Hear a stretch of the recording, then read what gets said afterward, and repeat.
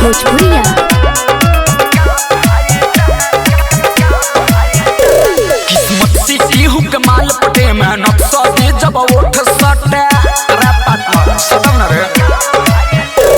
किस्मत से इहू के माल पटी मेहनत से जब उठ सटे सत्य जुग में तते गो कहले बाबा ता कहले बाबा दा जब मंगला पय को बेरी देवे नहीं तब लईकी पटा वाला के काप आये दा जब मंगला पय को बेरी देवे नहीं तब लईकी पटा वाला के काप आये दा जब मंगला पय को बर देवे नहीं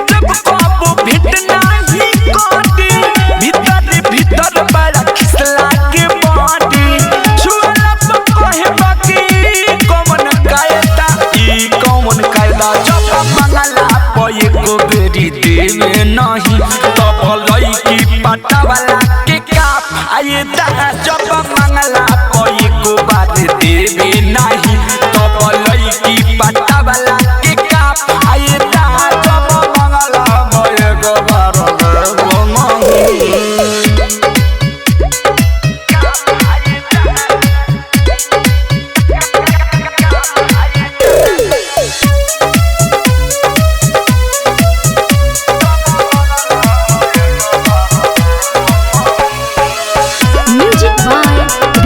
भोजपुरिया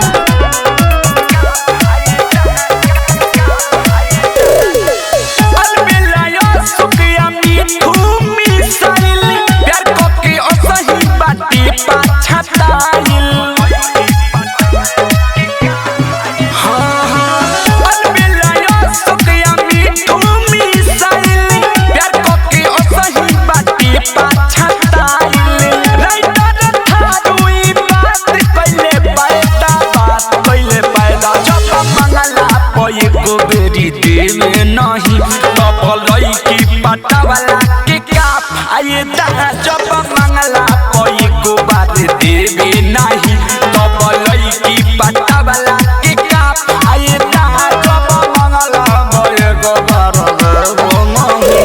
किस्मत से इहू के माल पटी मेहनत से जब उठ सटे सत्य जुग में तते गो कहले बाबा ता कहले बाबा दा जब पय को बेरी देवे नहीं तब लईकी पटा वाला के काप आये दा जब मंगला